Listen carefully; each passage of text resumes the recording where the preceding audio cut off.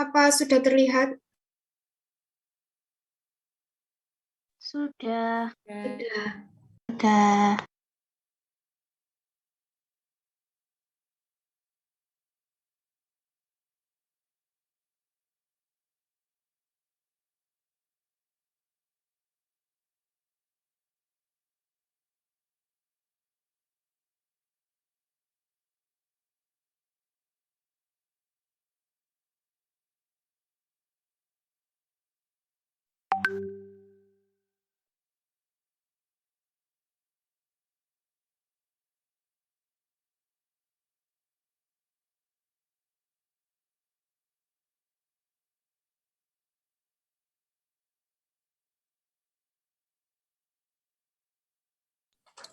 Baik, Assalamualaikum warahmatullahi wabarakatuh.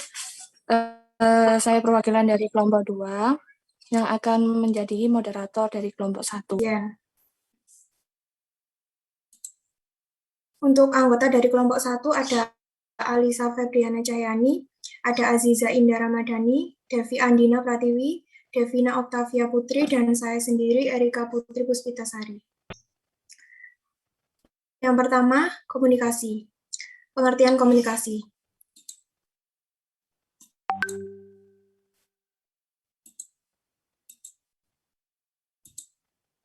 Komunikasi merupakan kebutuhan dasar bagi manusia sebagai makhluk sosial. Dengan komunikasi, manusia dapat saling berhubungan antara satu sama lain.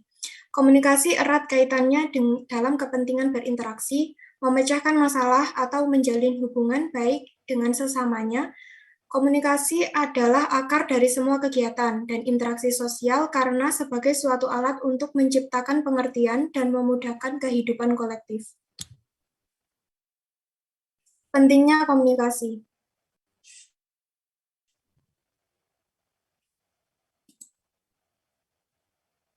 Maaf, yang tadi itu pengertian komunikasi. Kata komunikasi berasal dari kata Latin komunis, berarti membagi pengalaman atau memiliki sesuatu yang memfasilitasi proses komunikasi.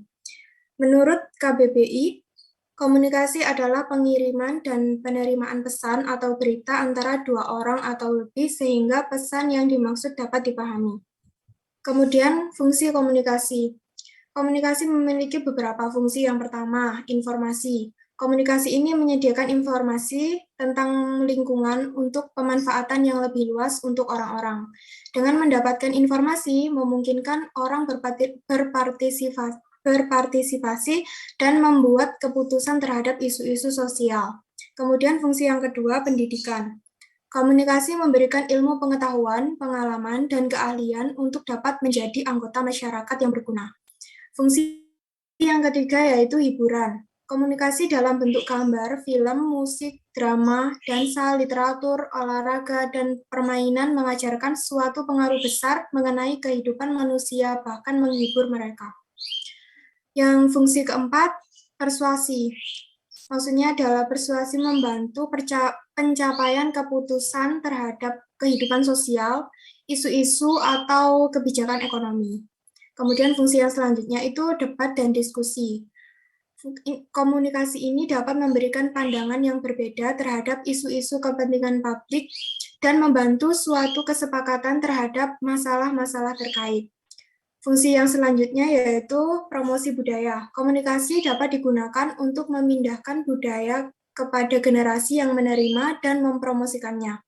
Hal ini dapat dilakukan melalui cara komunikasi tradisional maupun melalui media massa. Contohnya itu pertunjukan wayang golek Indonesia. Kemudian fungsi yang selanjutnya itu ada integrasi. Dengan menyediakan pengetahuan atau informasi individu, kelompok, atau budaya pada satu atau lainnya, komunikasi ini akan membantu mereka dalam memahami dan menghargai cara hidup masing-masing. Hal ini dapat mengembangkan toleransi terhadap satu sama lainnya. Namun jika digunakan secara negatif, komunikasi ini juga dapat menjadi alat disintegrasi yang besar. Kemudian ada tipe-tipe komunikasi. Yang pertama ada komunikasi intrapersonal atau komunikasi dengan seseorang. Itu komunikasi ini dilakukan terhadap diri sendiri. Kemudian ada Komunikasi interpersonal, komunikasi antar dua orang, itu komunikasi ini dilakukan dengan berhadapan muka di antara dua orang. Kegiatan ini dianggap efektif karena seseorang akan menerima pesan sesegera mungkin. Kemudian tipe komunikasi selanjutnya yaitu komunikasi kelompok.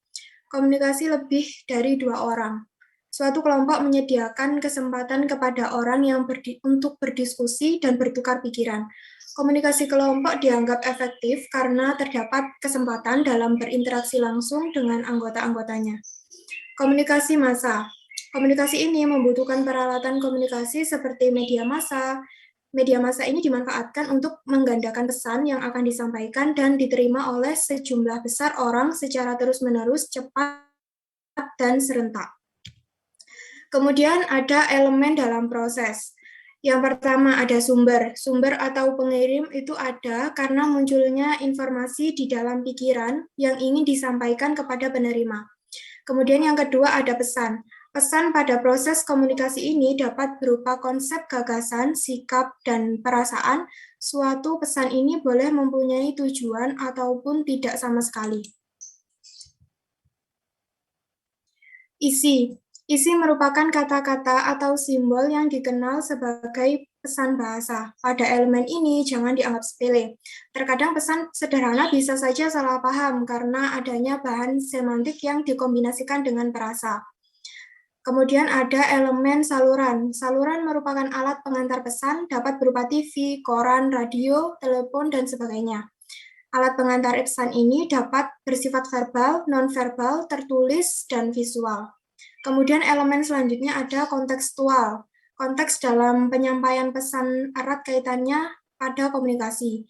Jika salah memahami konteks, maka pesan-pesan yang diterima pun bisa salah dimengerti. Kemudian elemen yang selanjutnya ada penerima. Penerima adalah orang yang menerima pesan.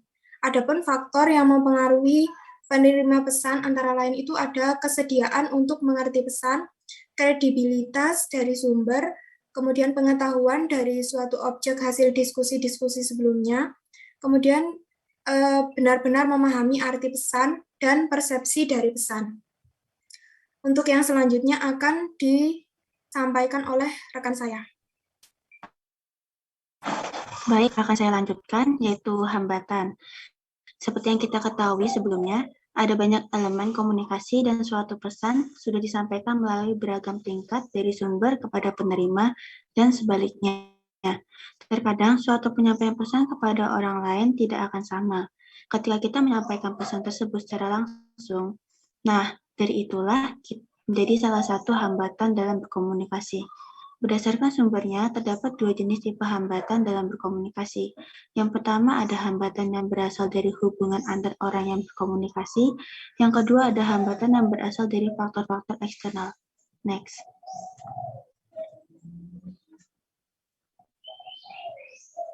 Baik, di sini saya akan menjelaskan hambatan yang berasal dari hubungan antara orang yang berkomunikasi.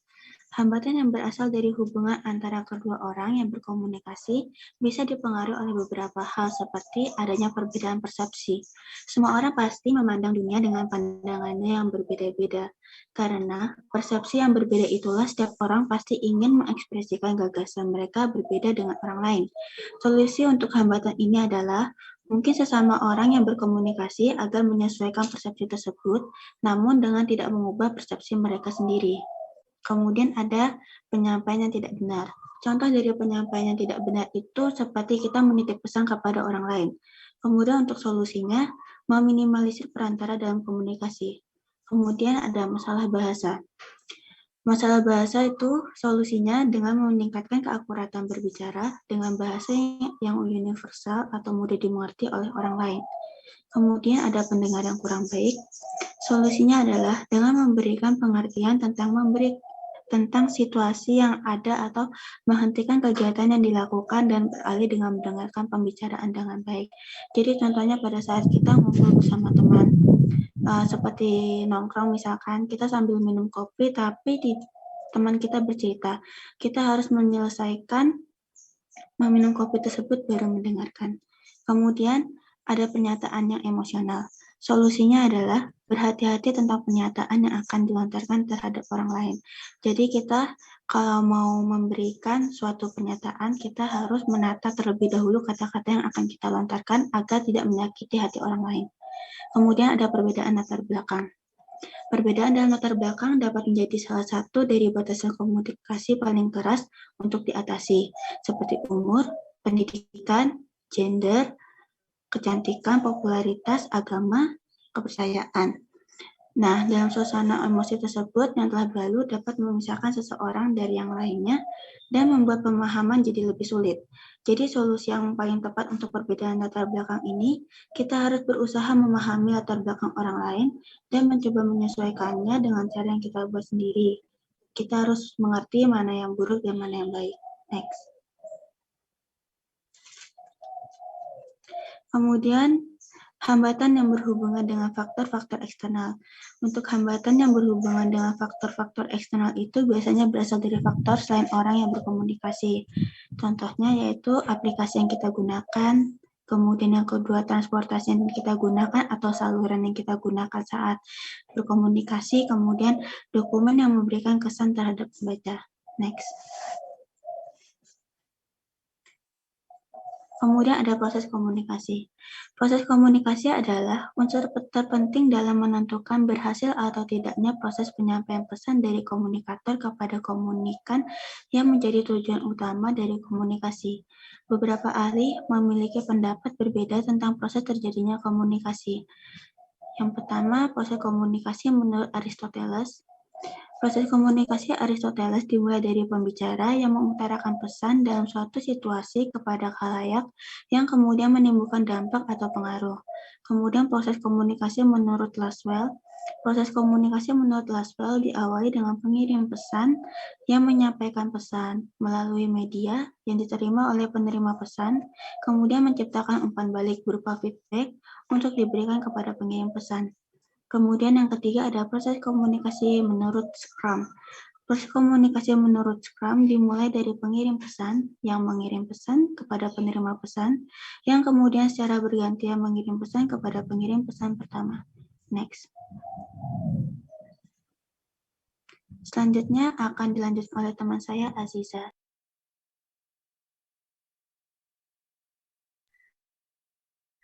Baiklah, saya akan melanjutkan materi ini, yaitu tentang komunikasi lisan.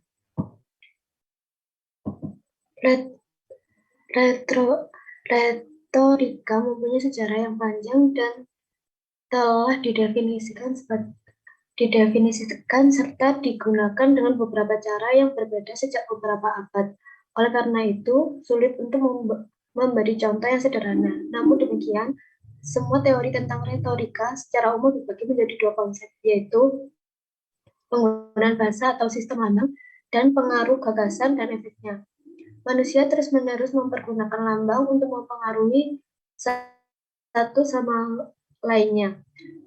Sebagai contoh digunakan pada posisi politik, menawarkan penjualan dengan telepon, kita mendapatkan informasi dan tradisi mengajar anak untuk mengenali sesuatu, misalnya warna merah. Next. Contoh aktivitas retorisi. Yang pertama, pergerakan motivasi. Penggunaan lambang menunjukkan suatu dorongan motivasi dengan alasan atau tujuan sebagai kunci berbicara secara efektif. Yang kedua, bersiaplah. Persiapan termasuk membuat suatu rencana. Setiap pembicaraan sebaiknya ada awal, tengah, dan akhir. Suatu struktur dasar atau rangka kerja penting untuk mencegah kita bertanya-tanya dan untuk mempunyai rencana mengembangkan tema. Yang ketiga, menjadi jelas. Penjelasan adalah suatu fungsi atau karakter dari pikiran yang sebaliknya timbul melalui kata yang diucapkan. Seringkali bahasa atau gaya bicara tidak transparan, maka kita tidak dapat melihat melalui bicara atau memahami maksudnya. Yang keempat, menjadi sederhana. Kemampuan berbicara sederhana tentang subjek yang sulit tanpa menyederhanakan yang berlebihan merupakan salah satu tanda dari pembicara yang efektif. Yang kelima, dengan visual. Ketika kita harus berbicara kepada hadirin, mengingat pokok pembicaraan yang ingin disampaikan dengan cara visual. Untuk mendukung alasan abstrak kita dengan pemetaan pikiran merupakan alat yang menyediakan organisasi pemikiran yang visual yang membantu kita mengingat dan mengembangkan konsep yang sulit dengan memecahnya dalam komponen yang sederhana.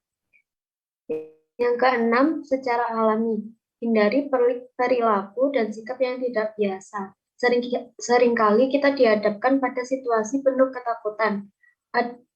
Adalah penting untuk menjadi diri sendiri dan membiarkan kepribadian kita secara alami memberi warna pada pesan yang kita kirim. Idealnya, seorang pembicara melupakan seluruhnya tentang diri sendiri dan berpikir hanya tentang apa yang dia katakan dan kepada orang-orang dengan siapa dia bicara. Next. Pendengar yang efektif. Pendengar pasif. Pendengar pasif atau dengan perhatian sebenarnya kita tertarik untuk mendengarkan dan dapat memahami pandangan orang lain, tetapi tetap pasif dan tidak memverifikasi. Pendengaran pasif mengisyaratkan bahwa respon dari pendengar tidak aktif. Mungkin sebenarnya ada pembicaraan oleh pendengar pasif, namun dalam cara yang terbatas. Yang kedua, pendengar dengan pengetahuan. Pendengar untuk pengetahuan biasanya timbul ketika seorang mencari objek informasi yang pasti. Orang yang mendengarkan untuk mengetahui hampir terlupa kepada perilaku nonverbal dan merasakan yang lain ada di ruangan dengan tujuan untuk mendapatkan fakta dan mendapatkan sesuatu yang benar. Yang ketiga, pendengar efektif. Pendengar efektif adalah multi bentuk dan memerlukan tingkat kesadaran yang tinggi, terampil, dan praktis. Pendengar efektif adalah memahami dunia yang lain, bernilai, peduli, dan mempunyai kerangka acuan. Seorang pendengar yang baik memungkinkan pembicara mereka merasa didengar, dimengerti, dan diterima. Pendengar aktif timbul ketika orang-orang terbawa dan merespon terhadap suatu gabungan komunikasi verbal dan nonverbal. Yang keempat, pendengar yang empati. Pendengar dengan empati bukan untuk yang lemah atau mementingkan diri sendiri. Mendengarkan dengan empati adalah memungkinkan jika kita satu, memilih waktu yang tepat untuk mendiskusikan masalah, dua, jernihkan pikiran kita dari masalah pribadi. Jagalah kesunyian sepanjang pembicara berbicara ketika sedang agak ke bawah.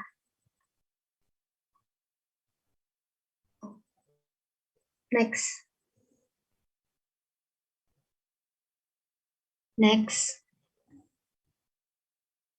Komunikasi nonverbal. Komunikasi nonverbal adalah aspek yang sangat penting dari proses komunikasi. Sesungguhnya banyak arti yang bentuknya diperoleh dari suatu pesan verbal adalah tidak ada ketentuan terhadap perilaku nonverbal yang mendampinginya. Persisnya bagaimana fungsi nonverbal dalam proses interpretasi ini terjadi. Melengkapi fungsi perilaku nonverbal, mendesak atau mendukung arti yang dimaksud dalam pesan verbal. Pengaturan bahan nonverbal seperti kontak mata dan nada suara membantu mengatur alur percakapan. Mengganti, kadang-kadang kita dapat mengganti kata-kata lisan atau bahasa dengan simbol nonverbal yang sederhana. Kontradiksi, perilaku nonverbal digunakan untuk membantah dan pesan verbal. Suatu bentuk umum dari bantahan nonverbal adalah sarkasme, tetapi pesan-pesan bercampur ini mungkin sulit untuk anak-anak dan beberapa orang dewasa untuk menerjemahkannya. Next. Selanjutnya akan dilanjutkan oleh rekan saya, Alisa. Baik, saya akan melanjutkan penjelasan tentang komunikasi tertulis. Komunikasi tertulis sendiri merupakan komunikasi yang sangat penting ya dimiliki dalam dunia kerja, karena dalam komunikasi tertulis ini informasi yang disampaikan oleh komunikator kepada komunikat ini menggunakan simbol-simbol tertulis, yakni melalui kata-kata dan kalimat. Komunikasi tertulis pada umumnya mencakup surat, surat elektronik, laporan, catatan, dan iklan. Keterampilan dalam menulis yang baik dapat diperoleh dengan banyak membaca, mencatat, dan mendengarkan. Terdapat dua pemahaman dalam komunikasi tertulis, yaitu tulisan yang efektif dan membaca yang efektif. Next. Agar dapat berkomunikasi secara efektif melalui tulisan, maka kita harus memiliki pemahaman yang baik tentang tata bahasa dan kosakata. Yang pertama yaitu tulisan yang efektif. Dalam proses komunikasi tertulis terdapat 3 tahapan yang harus dilalui, yaitu perencanaan, penulisan, dan penyuntingan. Yang pertama yaitu perencanaan. Dalam menulis kita harus mengetahui terlebih dahulu poin-poin utama seperti siapa, yaitu siapa penerima tulisan tersebut, lalu apa isi dari tulisan yang ingin disampaikan, dan bagaimana isi konteks dari tulisannya, apakah ada format tertentu atau tidak. Selanjutnya yaitu yang B, yaitu penulisan. Setelah mengetahui hal utama, maka selanjutnya yaitu penulisan. Pokok yang harus diperhatikan yaitu yang pertama membentuk gagasan, yaitu mencari ide-ide untuk dituangkan ke dalam tulisan.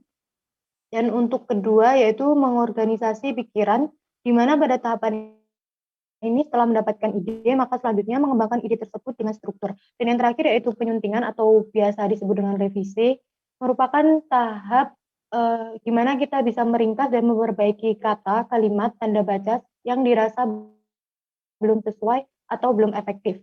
Kunci dari komunikasi tertulis yang bagus yaitu harus jelas, ringkas dan padat, gaya bahasa yang sesuai, pemilihan kata dan kalimat yang tepat, serta tata bahasa dan tanda baca yang sesuai. Next.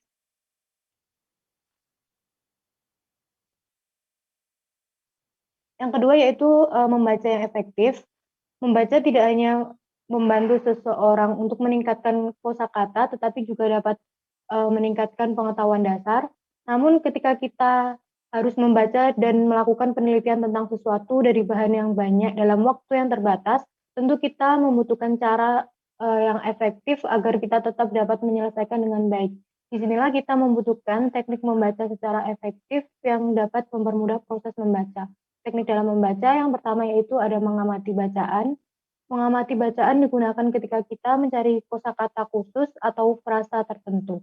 Teknik ini bermanfaat untuk mencari daftar isi atau prakata dari buku, paragraf pertama atau terakhir dari suatu bab, dan bab terakhir dari buku. Yang kedua yaitu membaca sepintas. Teknik ini dilakukan dengan membaca cepat atau mendapatkan poin-poin penting. Manfaat untuk membaca sepintas yaitu membaca sekilas suatu bacaan sebelum kita membacanya dengan teliti, dan untuk menyegarkan kembali pemahaman kita dari suatu bacaan setelah membacanya dengan teliti. Lalu yang ketiga yaitu membaca cepat. Membaca cepat membantu kita membaca dan memahami tulisan dengan cepat. Strategi yang paling penting mengenai membaca cepat adalah mengetahui informasi apa yang kita inginkan dari suatu dokumen sebelum kita memulai membacanya. Untuk mempermudah dalam membaca cepat ini bisa menggunakan petunjuk untuk melancarkan arah gerakan mata. Lalu yang keempat yaitu membaca aktif. Membaca dengan aktif adalah kegiatan kita membaca setiap kata dan belajar dari tulisan, di mana ketika kita menggunakan teknik ini maka akan membutuhkan waktu yang lebih lama, namun positifnya yaitu kita mengetahui informasi dan bacaan secara menyeluruh dan membantu ingatan untuk tetap fokus pada bacaan. Next. Selanjutnya yaitu berkomunikasi yang efektif. Faktor yang mengarah pada komunikasi yang efektif yaitu yang A, pengetahuan sendiri. Pengetahuan sendiri merupakan langkah awal berkomunikasi yang efektif, di mana memahami diri sendiri merupakan kesadaran dan kekurangan pengetahuan kita, serta dapat mengetahui bagaimana kita memiliki inisiatif untuk merespon dalam komunikasi dengan situasi yang berbeda. Yang kedua yaitu memahami orang lain. Menjadi seorang komunikator yang efektif harus dapat memahami sasaran komunikasi kita. Supaya menjadi komunikator yang efektif, kita harus mengikuti beberapa prinsip. Yang pertama itu memberikan ruang untuk bertanya. Hal ini dimaksudkan untuk mengetahui sejauh apa pemahaman pendengar mengenai informasi yang disampaikan. Yang kedua yaitu menyampaikan ringkasan, yaitu tujuannya untuk menyampaikan kembali poin-poin penting yang telah disampaikan. Yang ketiga, meningkatkan partisipasi, bisa dilakukan dengan melakukan komunikasi dua arah. Dan yang terakhir, menghindari kurang percaya diri dalam berbicara. Next. Baik, sekian pemaparan materi dari kelompok kami. Untuk selanjutnya, saya serahkan kepada moderator. Baik, terima kasih kepada kelompok 1. Mungkin dari teman-teman, dari perwakilan setiap kelompok bisa mengajukan pertanyaan kepada kelompok 1. Apakah dari teman-teman ada yang ingin bertanya? Dipersilahkan.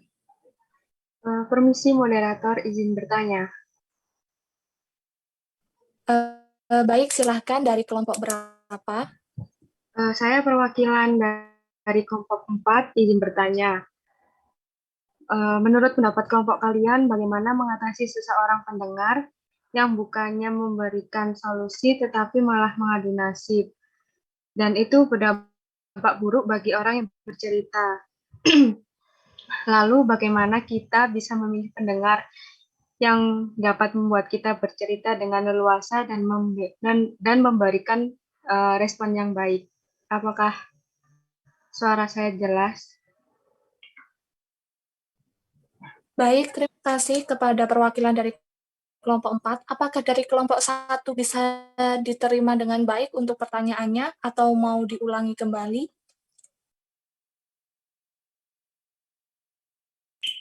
Sudah bisa diterima. Bisa diterima. Baik, mungkin kita keep dulu untuk pertanyaannya.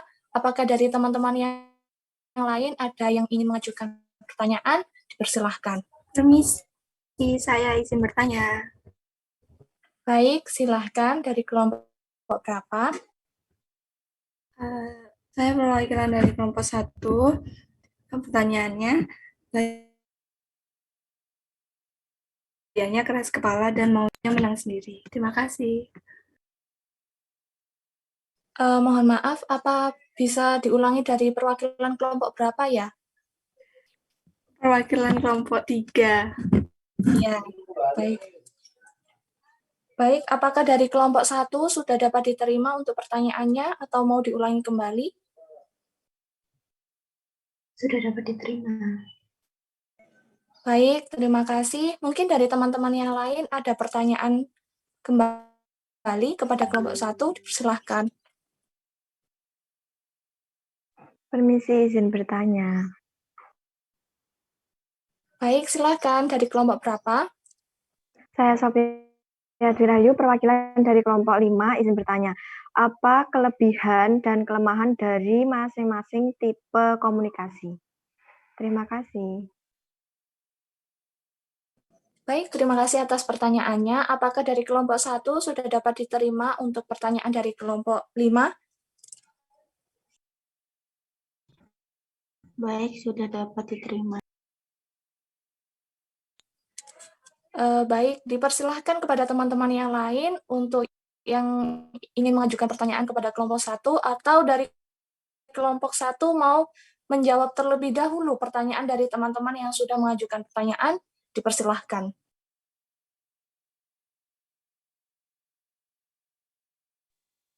Izin bertanya. Baik, dipersilahkan. Saya perwakilan dari kelompok 2.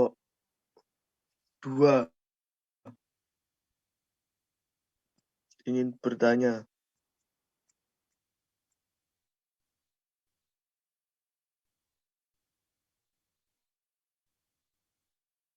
Baik, dipersilahkan kepada penanya untuk mengajukan pertanyaan. Apakah saya terdengar? Mohon maaf, untuk suaranya putus. Oh ya. Seberapa penting Oh ya, kalau sekarang bagaimana moderator? Apakah masih putus-putus? Mungkin bisa dilanjutkan terlebih dahulu. Oh ya, seberapa penting proses komunikasi dan apabila kita melakukan percakapan tanpa proses komunikasi, apakah itu bukan disebut komunikasi? Baik, terima kasih atas pertanyaannya. Apakah dari kelompok 1 dapat menerima pertanyaan dari perwakilan kelompok 2? Iya, sudah dapat diterima. Oke, baik. Terima kasih untuk pertanyaannya. Mungkin kepada kelompok 1, saya persilahkan untuk menjawab pertanyaan dari teman-teman.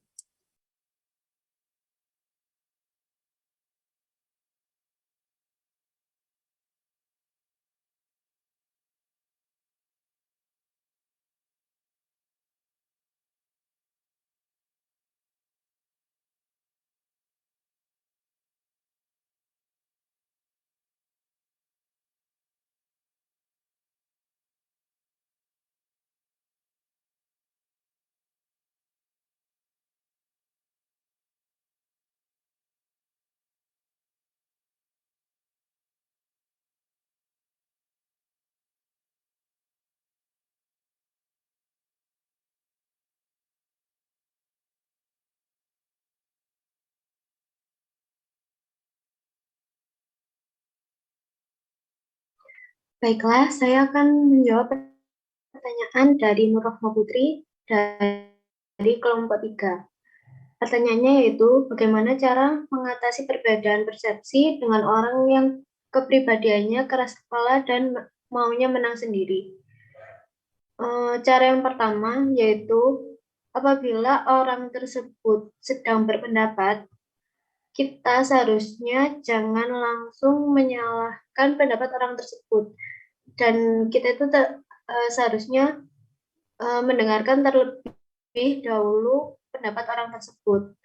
Kemudian yang kedua, apabila pendapat orang tersebut ada yang salah, kita tidak boleh langsung menyalahkan dengan terus terang gitu. Jadi kita harus mendengarkan terlebih dahulu, memahaminya terlebih dahulu, dan bisa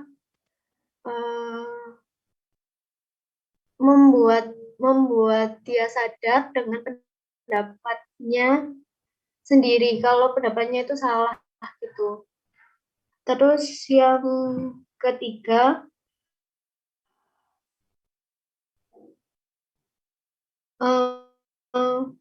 memberikan sedikit humor. Kan orang yang egois itu biasanya dia terlalu serius dalam berpendapat.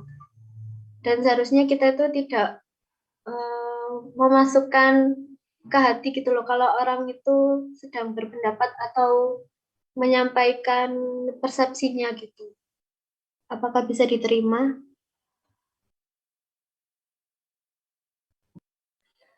Baik, terima kasih atas jawabannya dari kelompok 1. Baik, dari penanya dari perwakilan kelompok 3, apakah ada yang ingin ditanyakan kembali atau jawaban sudah bisa dicukupkan? Permisi, boleh diulang enggak? Tadi soalnya ini ada kendala. Baik, saya persilahkan kepada kelompok 1. Baiklah, saya ulangi. Untuk menghadapi orang yang keras kepala itu, orang keras kepala yang berbeda persepsi ya. Yang pertama itu, jangan langsung menyalahkan pendapat orang tersebut. Jadi kita harus menghargai pendapatnya, lalu mendengarkan pendapatnya terlebih dahulu. Seperti itu. Terus yang kedua, jangan langsung menyalahkan pendapat orang tersebut secara belak-belakan. Jadi kita harus mendengarkan terlebih dahulu, terus membuat dia menyadari kesalahannya sendiri. Jadi kita nggak boleh langsung menyela pendapat orang tersebut. Terus yang ketiga itu memberikan sedikit humor apabila orang itu berpendapat. Kan biasanya orang keras kepala itu terlalu serius dalam menyampaikan pendapatnya. Kita boleh memberikan sedikit humor, tetapi kita tidak boleh menyakiti orang tersebut seperti itu. Baik. Apakah bisa diterima? Bisa. Terima kasih. Sama-sama. Baik, terima kasih untuk kelompok 1.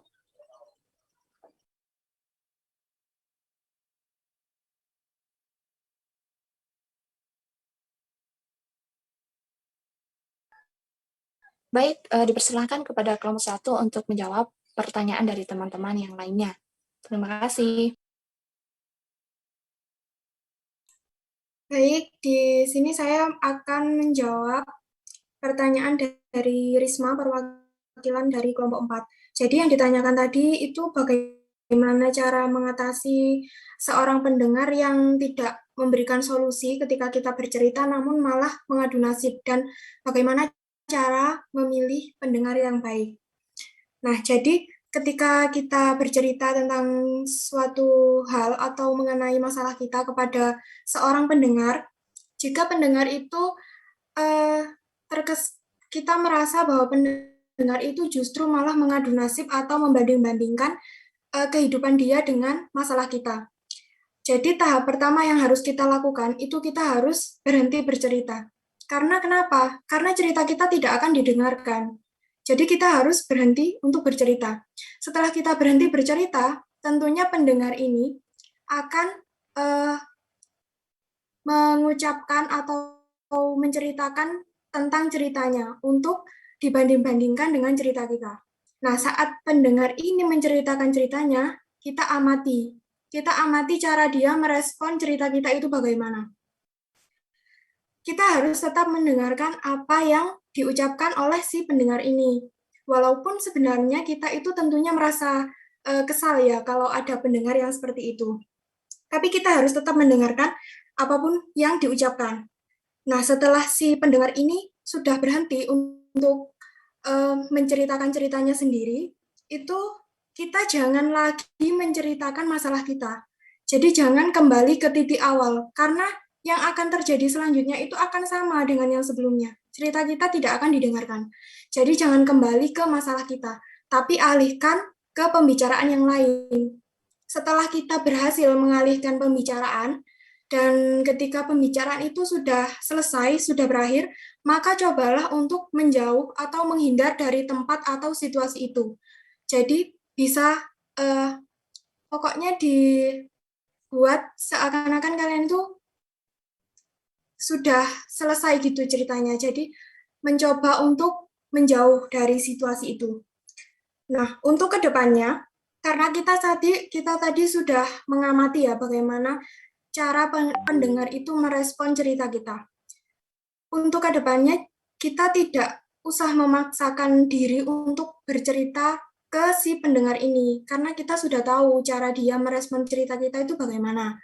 Nah, ketika kita membutuhkan seorang pendengar, maka kita itu bisa tahu mana sih yang bisa, teman kita yang bisa menjadi pendengar yang baik, dan mana teman kita yang kurang jika untuk menjadi pendengar yang baik, seperti itu. Jadi ketika kita butuh teman cerita, kita sudah tahu kita harus kemana untuk bercerita.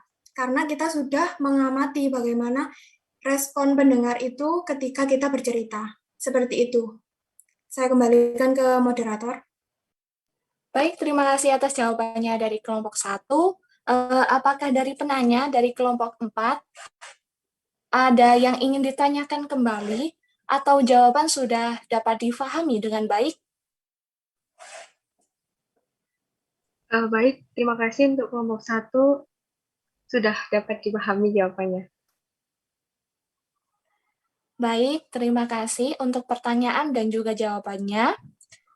Saya persilahkan kepada kelompok 1 untuk menjawab pertanyaan dari teman-teman yang lainnya. Baik, di sini saya mau menjawab pertanyaan dari kelompok 5, yaitu dari Sophia Dwi Rahayu dengan pertanyaannya, apa saja kelemahan dan kelebihan dari tipe-tipe komunikasi. Jadi pada tipe-tipe komunikasi kan tadi ada 4, intrapersonal, interpersonal, komunikasi kelompok, dan komunikasi massa. Jadi kalau yang pertama kan intrapersonal itu kan pada diri kita sendiri. Jadi kelebihan dari komunikasi intrapersonal itu kita dapat memikirkan diri sendiri dalam memikirkan apa yang ingin kita lakukan ke depannya. Terus ya untuk kelemahannya yang intrapersonal itu terlalu memfokuskan diri sendiri sehingga pada lingkungan sekitar itu kita tidak menghiraukan sama sekali. Terus yang kedua ada interpersonal. Interpersonal kan komunikasi antar dua orang. Jadi dari kelebihan dari komunikasi interpersonal yaitu lebih efektif komunikasinya karena lebih mudah mempengaruhi orang tersebut. Jadi misalkan saya sebagai pengirim pesan dan si Sophia sebagai penerima pesannya. Jadi saya lebih mudah untuk memberitahu atau mempengaruhi orang tersebut karena tidak ada lagi selain saya dan dia.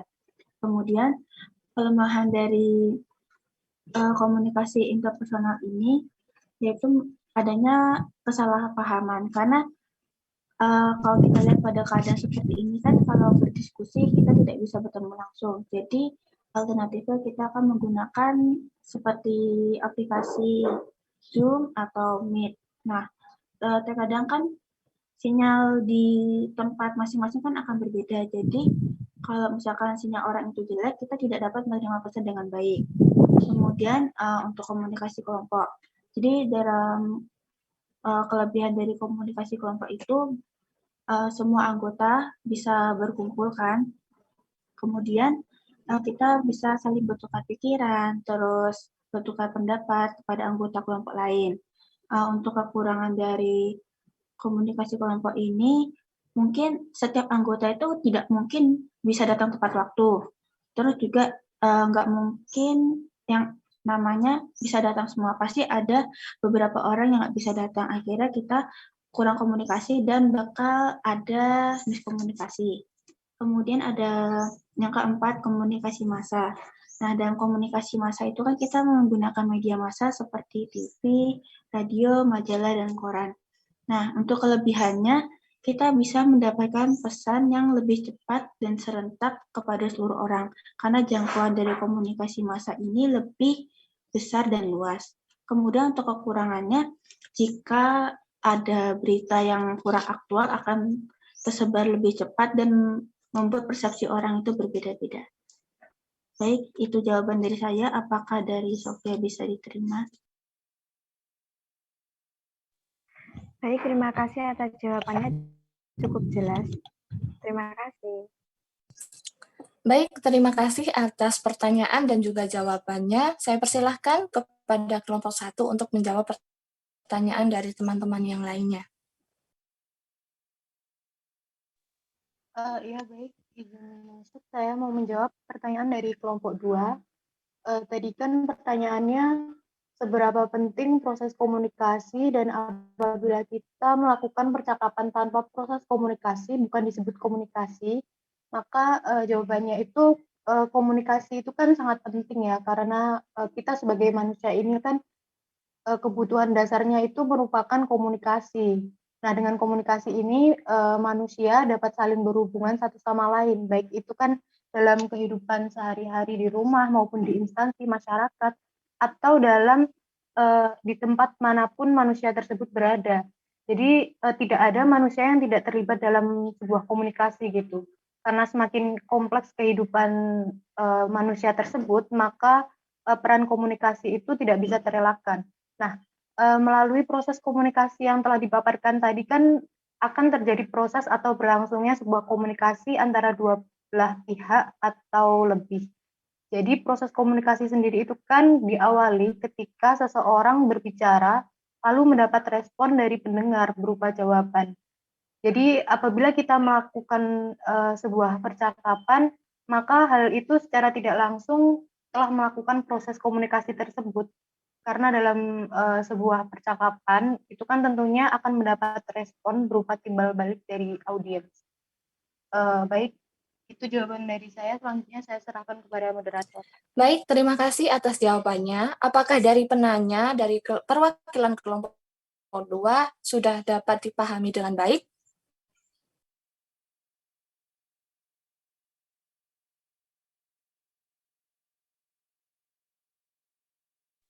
Ya, terima kasih.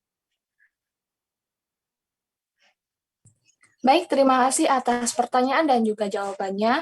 Mungkin dari teman-teman yang lainnya ada yang ingin mengajukan pertanyaan kembali? Dipersilahkan.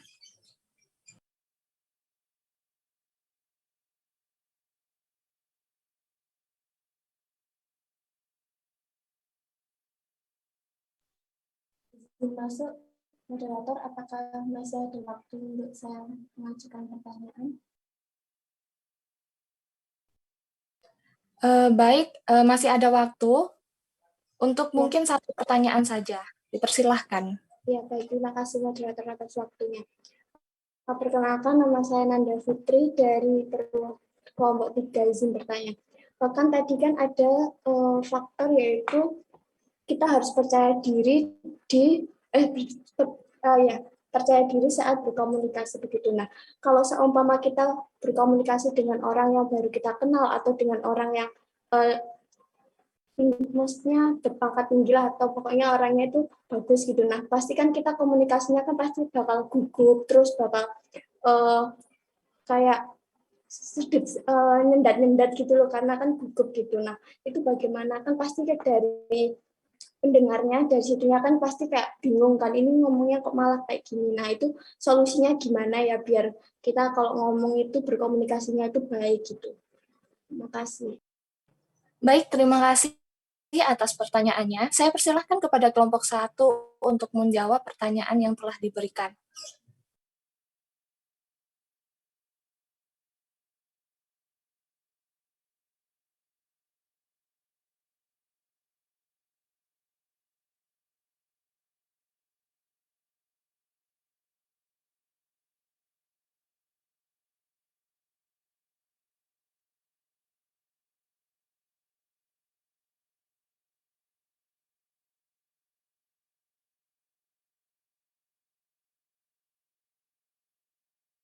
Baik, saya akan menjawab pertanyaan dari Nanda tentang kita mau berkomunikasi dengan orang baru, terus kitanya gugup ya.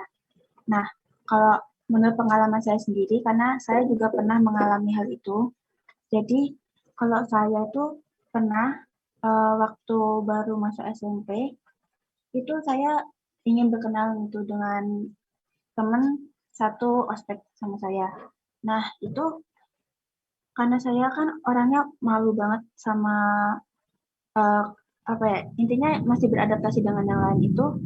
Jadi saya perlu menata apa yang saya ingin komunikasikan dengan orang itu. Jadi kita tuh setidaknya apa sih yang mau kita omongin itu harus ditata dulu biar nantinya sih penerima itu paham sama apa yang kita omongkan. Itu kalau menurut saya dan pengalaman saya.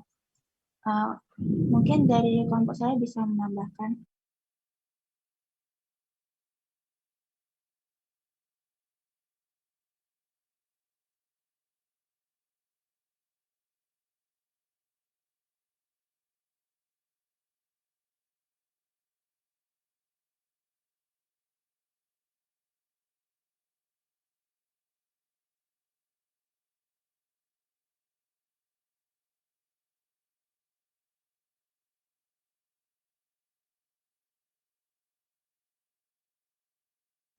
Baik, terima kasih atas jawabannya. Mungkin dari kelompok 1 ada yang ingin menambahkan kembali?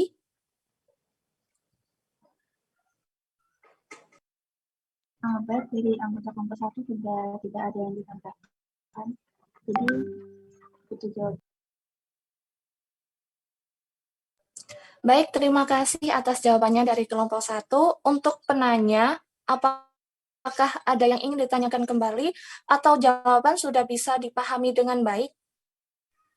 Ya, moderator sudah.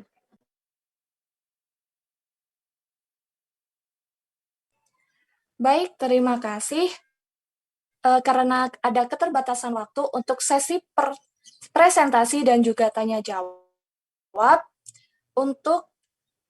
dengan ini saya persilahkan kepada kelompok 1 untuk menutup terlebih dahulu.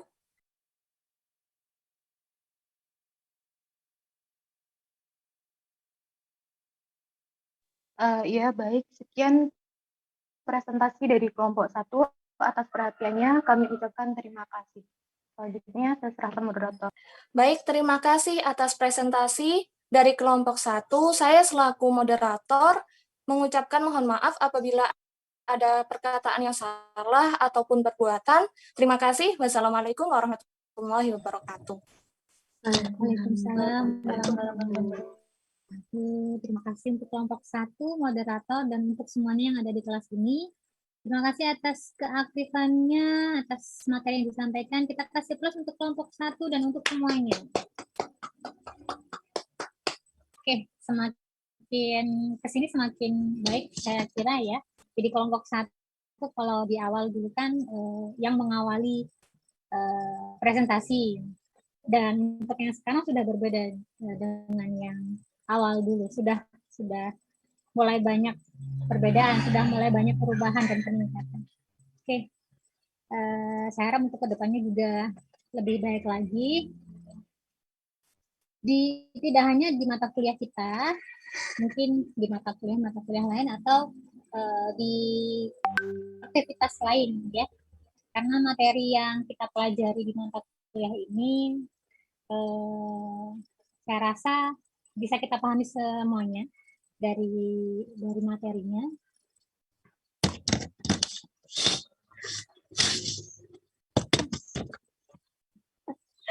Mohon maaf, Budi saya ikutkan.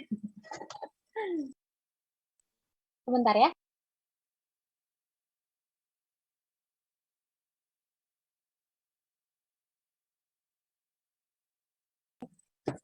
Iya, jadi mohon maaf tadi ada kesulitan, jadi saya penasaran bagaimana saya mengajar online. Oke, baik, saya lanjutkan ya. Terkait materi komunikasi yang efektif. Untuk definisinya saya rasa kita tidak ada masalah ya terkait definisinya, karena materi komunikasi ini sudah kita lakukan sehari-hari, bahkan dari sejak kita belajar berbicara, ya kan, di lingkungan keluarga, dibantu dengan sanak saudara kita, oleh orang tua kita, di lingkungan keluarga, bagaimana berkomunikasi. Mulai dari kita kecil sampai sekarang. Tentu sudah banyak perubahan-perubahan di sana dalam kita berkomunikasi, terutama dalam segi cara berkomunikasi, kemudian saat kita berkomunikasi dengan siapa yang sedang kita hadapi, kita berkomunikasi dengan yang lebih muda dari kita, tentu saja bahasan atau gaya bicara itu berbeda dengan saat kita berkomunikasi dengan teman sebaya, bahkan dengan yang lebih dewasa dari kita, lebih tua dari kita, atau mungkin yang karena berdasarkan tingkatan, mungkin kepada guru kita seperti apa, kita berkomunikasi, tentu saja berbeda. Ya. Kita proses berkomunikasinya juga berbeda. Gitu. Jadi tidak perlu saya jelaskan panjang lebar terkait komunikasi ini karena sudah kita lakukan, bahkan saat ini sekarang ini sudah kita lakukan yang namanya komunikasi. Intinya komunikasi itu ada orang yang memberi pesan, ada pesan yang disampaikan, ada orang yang menerima pesan, dan ada efek yang ditimbulkan. Nah, efek yang ditimbulkan banyak hal ya, mungkin dengan bertambahnya banyak pengetahuan dan sebagainya, sesuai dengan fungsi dari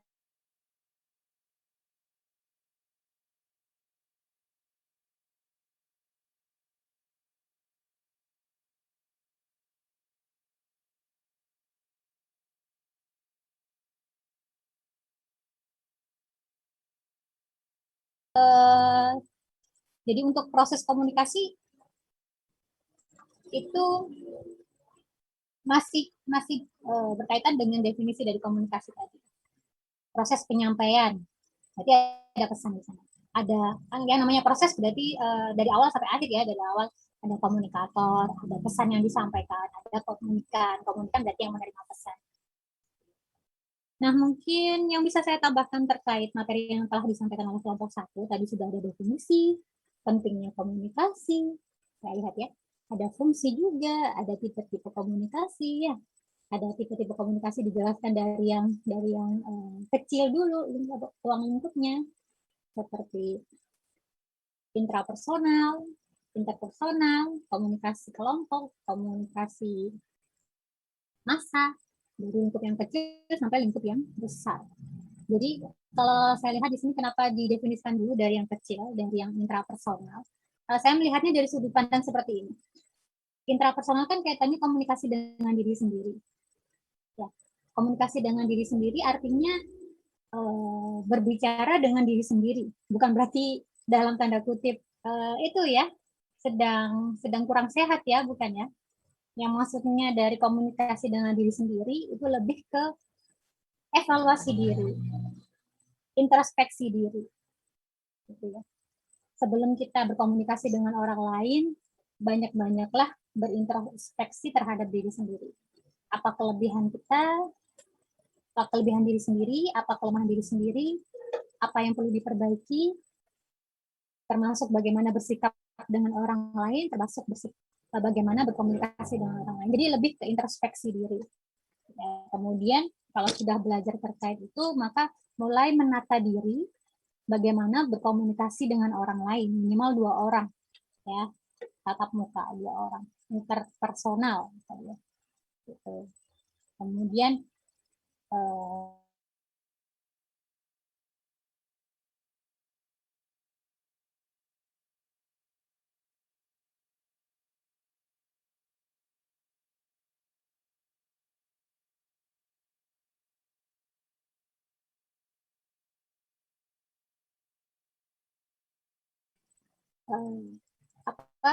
perbedaan sikap, perbedaan karakter tentu ada di sana.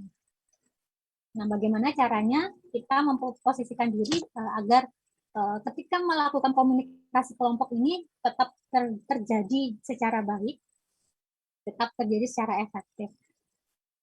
Nah, kemudian kalau komunikasi massa ini kaitannya dengan banyak orang dan difasilitasi dengan media, melalui suatu media massa. Media massa tadi seperti yang disebutkan oleh kelompok 1 seperti ada TV, koran, radio. Mungkin kalau zaman sekarang itu banyak ya, tidak hanya itu, bisa kita melalui YouTube, ya, bisa melalui YouTube, bisa melalui sosial media yang lain seperti Instagram, banyak sekali ya, sesuai dengan perkembangan zaman. Kemudian terkait elemen-elemen tadi, kaitannya dengan definisi komunikasi, ya, tentu dalam berkomunikasi juga kita ada hambatan-hambatannya. Ya, hambatan baik internal maupun eksternal. Ya, hambatan internal berarti kaitannya dengan yang berkomunikasi. Ada komunikator dan komunikan yang memberi pesan dan menerima pesan. Jadi kalau hambatan internalnya seperti perbedaan budaya, perbedaan bahasa, kemudian kondisi emosional, sangat mempengaruhi adanya komunikasi. Komunikasi yang baik sebaiknya terjadi saat kondisi emosionalnya tidak sedang baik, ya, tidak sedang sedih, tidak sedang marah. Apalagi kalau komunikasi yang cenderung banyak miskomunikasi, yang cenderung banyak multitafsir, seperti komunikasi tulisan melalui WA yang tanpa ekspresi mungkin. Kalau kita yang membaca, yang menerima pesan posisinya sedang marah, sedang tidak enak hati, kita bacanya bisa jadi dengan intonasi tinggi, padahal itu yang mengirim pesan bacanya biasa-biasa aja. Jadi saat membaca pesan, posisikan diri kita dalam kondisi emosi yang tenang, yang baik, agar tidak terjadi salah paham atau komunikasi. Saya rasa untuk hal seperti ini Anda semua sudah paham lah, apalagi tadi ada pertanyaan dari, saya lupa dari kelompok berapa juga siapa yang bertanya, bagaimana caranya berkomunikasi atau menghadapi orang yang dia maunya menang sendiri, kalau tidak salah seperti itu ya. Kemudian tadi dijawab oleh kelompok 1, Kalau tidak salah tadi Mbak Erika, betul Mbak Erika tadi yang menjawab ya? Tadi itu Bu yang ditanyakan. Pendengar yang tidak memberikan solusi tapi malah mengadu nasib itu loh Bu. Oh, mengadu nasib. Yang itu tadi siapa ya yang ditanya dan menjawab? Itu yang jawab Aziza kalau yang keras kepala itu. Oh ya. Mbak Aziza tadi? Ya. Tadi saya perhatikan dari proses menjawabnya seolah-olah saya merasanya itu seperti berasal dari pengalaman sendiri. Gitu ya. Pas waktu siapa sih bercerita apa ya? Bercerita. Kemudian responnya kurang baik. Tadi itu saya Bu. Oh iya, benar Mbak Erika ya. Ya, tadi menjawabnya seperti berdasarkan pengalaman. Pengalaman pernah bercerita dengan orang yang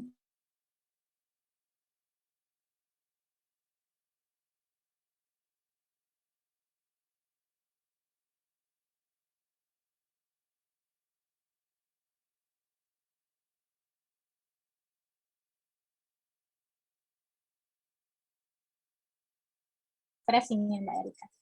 Oke, jadi dari komunikasi itu tidak hanya dari sekedar lisan, tapi bisa juga bukan sekedar verbal ya lisan, tapi juga non verbal. Non verbal itu seperti ini tadi, orang yang memberikan pesan dengan nada yang biasa aja, dengan nada yang datar, dengan intonasi yang datar, berbeda dengan orang yang memberi pesan dengan intonasinya yang naik turun, atau ada penegasan-penegasan di sana, beda sekali.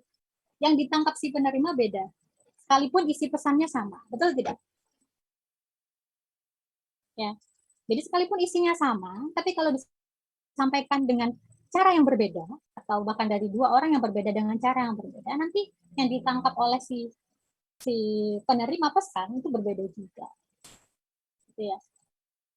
Ada yang sampai manggut-manggut, oh ya paham. Ada yang biasa aja lewat kalimat kanan, ke kiri, mungkin seperti itu ya. Oke. Baik, tidak banyak sih yang bisa saya tambahkan. Oh iya, tadi terkait hambatan ya, hambatan internal seperti itu tadi. Dari yang memberi pesan dan yang menerima pesan. Kalau hambatan eksternalnya seperti yang mungkin dari medianya, dari fasilitas yang digunakan, misalkan kondisinya kalau seperti sekarang ini pandemi ini, hambatan eksternalnya seperti jaringan atau gadget atau kondisi lingkungan yang tidak mendukung seperti sedang hujan. Kalau hujan kan pasti nanti mungkin bisa membuat suara bising. Kalau pesan suara seperti ini nanti terhambat juga dengan pendengarannya. Jadi contoh untuk hambatan-hambatan eksternalnya seperti itu. Jadi intinya di luar dari komunikator dan komunikan.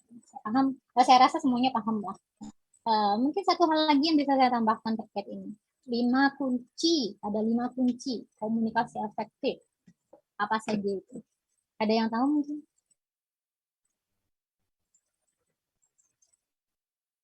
Apa saja kunci-kunci komunikasi efektif?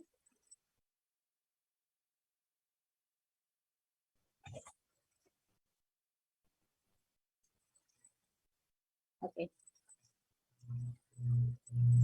Ada? Tidak ada?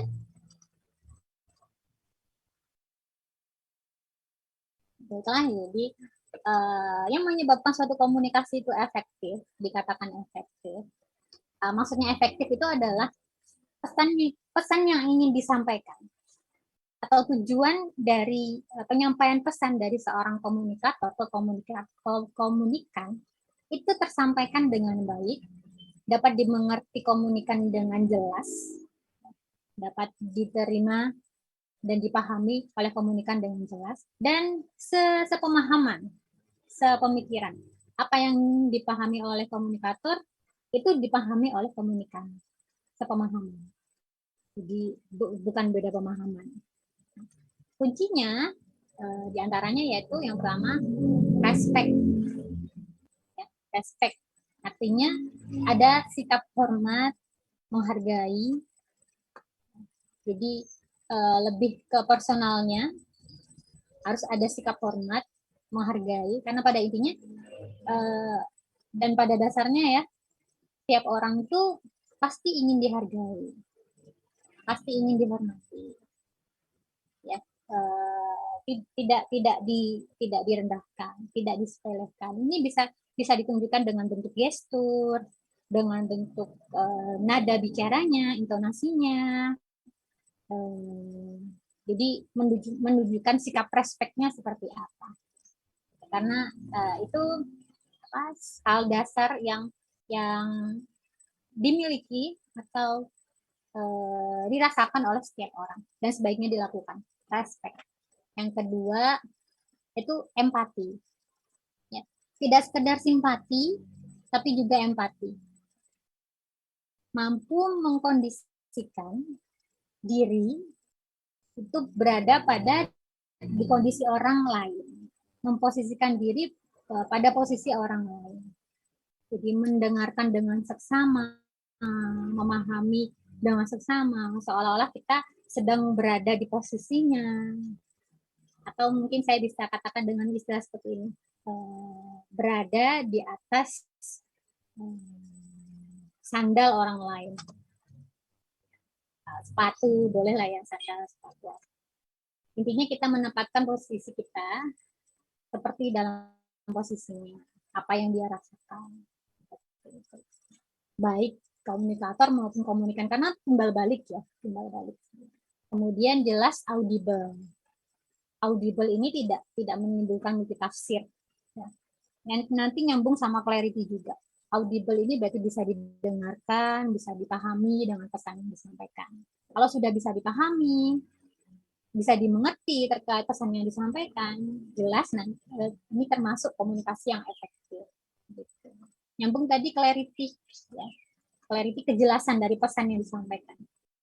Kejelasan dari pesan yang disampaikan ini termasuk dipengaruhi hal yang paling penting dalam komunikasi, yaitu diksi. Ya, diksi, pemilihan kata. Nah, terkait pemilihan kata ini seperti yang dijelaskan oleh kelompok 1 tadi, dalam berkomunikasi harus disusun dulu. Gitu. Sebelum berbicara harus mungkin latihan dulu kalau memang kondisinya penting atau konteks yang sedang dibicarakan itu hal-hal yang sangat penting, maka perlu dipersiapkan dulu. Jadi diksi itu sangat penting. Bahkan dalam komunikasi sehari-hari dengan siapapun, dengan teman, dengan orang tua, dengan adik, dengan siapapun, ya itu perlu juga penggunaan diksinya. Nanti kalau ada yang ingin dibahas bisa ya kita di sini. Jadi terkait kejelasan pesan itu mempengaruhi komunikasi yang efektif juga. Dan yang terakhir adalah humble, ya rendah hati. Jadi sikap yang kita